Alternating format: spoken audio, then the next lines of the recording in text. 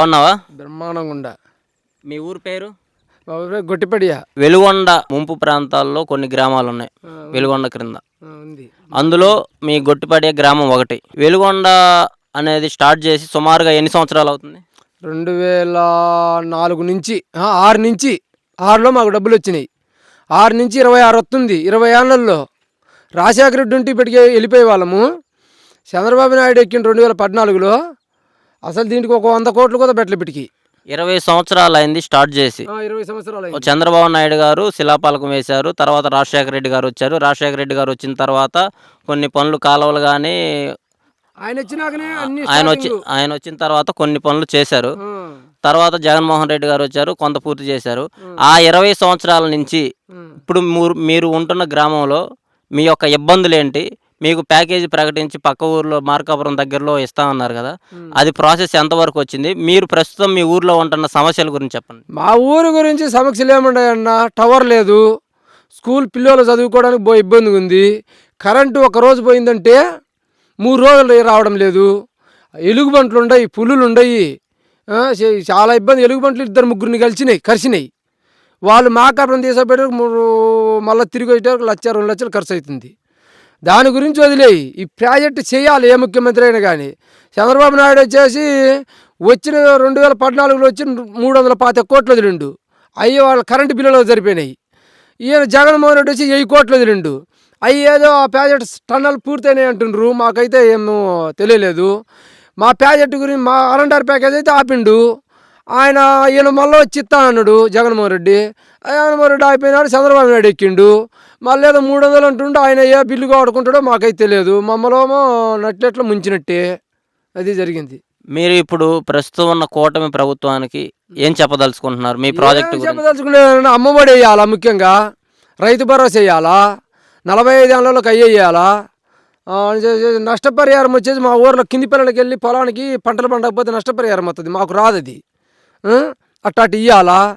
ఈ టవర్ ఒకటి లేదు, పిల్లల స్కూళ్ళకి ఇబ్బందిగానే ఉంది. పొద్దున వస్తుంది బస్సు, సాయంత్రం ఒక పూట వస్తుంది.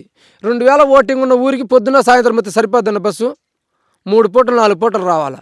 మీ ఊర్లో టవర్ లేదంటున్నారు, బయట వ్యక్తులతో మాట్లాడే అవకాశం లేదు. మిద్దెలు ఎక్కాలా లేకపోతే కొండలు ఎక్కాలా. ఊర్లో ఒకవేళ ఏదైనా చిన్న ఇన్సిడెంట్లు కానీ, మీరు అంతా పొలం పనులు చేసుకునే వాళ్ళు, పొలాల్లో పురుగు పుట్టడాలు కానీ, లేదంటే ప్రెగ్నెన్సీ ఉమెన్స్కి కానీ ఏదైనా యాక్సిడెంట్లకు ఎటువంటి ఇబ్బందులు జరిగినా అంబులెన్స్ సౌకర్యం ఏదైనా ఎవరికైనా ఫోన్ చేయండి ఎమర్జెన్సీ, అలాంటప్పుడు మీ పరిస్థితి ఎలా ఉంటుంది? ఉన్నది వచ్చేదానికి గంటకు వచ్చినా 2 గంటలకు వచ్చి ఏడ్ చేయడమే. గంటకు వచ్చినా అది కిడ్నీ అది డెలివరీ వాళ్ళకైనా కానీ ఫోన్ చేస్తే గంటకు 2 గంటలకు వస్తారు. ఎలుగుబంట్లు గరిచినా 2 గంటలకు 3 గంటలకు వస్తారు వాళ్ళు ఫోన్ చేస్తే.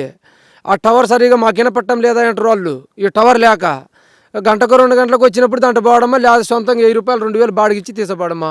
అంటే ఇప్పుడు మేము వచ్చినప్పుడు మీ ఊరిని కూడా గ్రామాన్ని కూడా చుట్టూ తిరిగి చూసాము.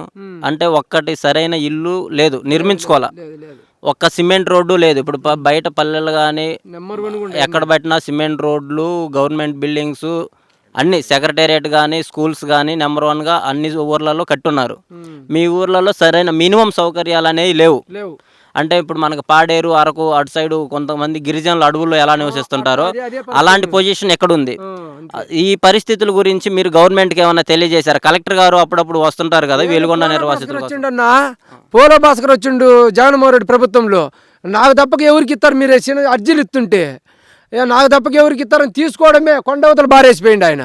ఏది చేసింది ఏది చేయాలి, ఏ ముఖ్యమంత్రి అని చేయాలి. కానీ కలెక్టర్ అంటే ముఖ్యమంత్రి తర్వాత కలెక్టరే కదా ఇంకా తర్వాత చేయాలా. ఏది ఆయన అర్జీలు తీసుకున్నాడు, కొండవతలు బారి నొక్కినాడు, ఎల్లు నేను తప్పక ఎవడు చేయలేడు ఈ ప్రాజెక్ట్ అన్నాడు. అంటే సుమారుగా ఇప్పటికి 20 సంవత్సరాలు అవుతుంది.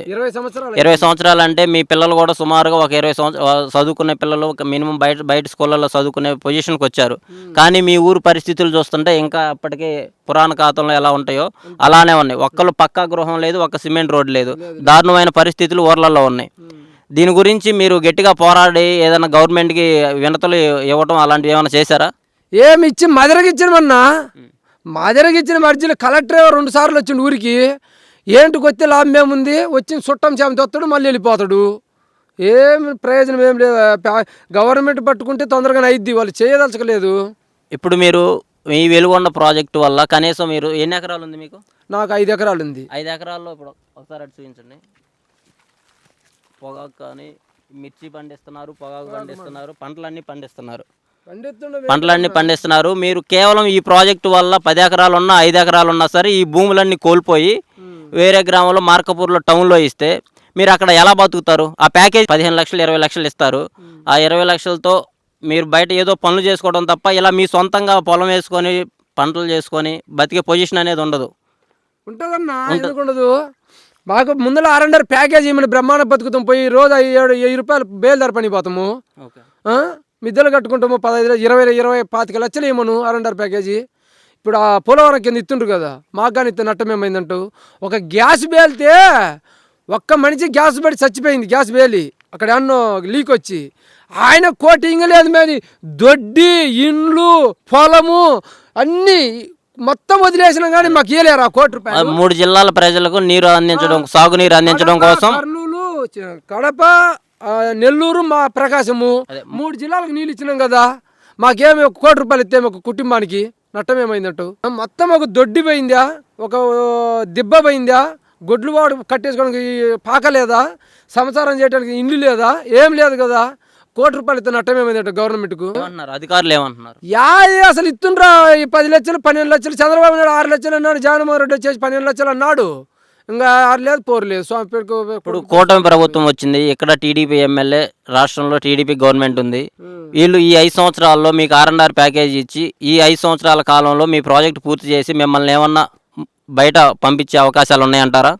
ఏమి లేదండి, ఉత్తమ మాటలేనన్నా. పవన్ కళ్యాణ్ ఒక శతనాయాలు, ఆ శతనాయాలు ఏం చేసేది లేదు. ఉత్తమ మాట నెప్పేసినిత్త ఏందా ఆయన పేసినిచ్చేది.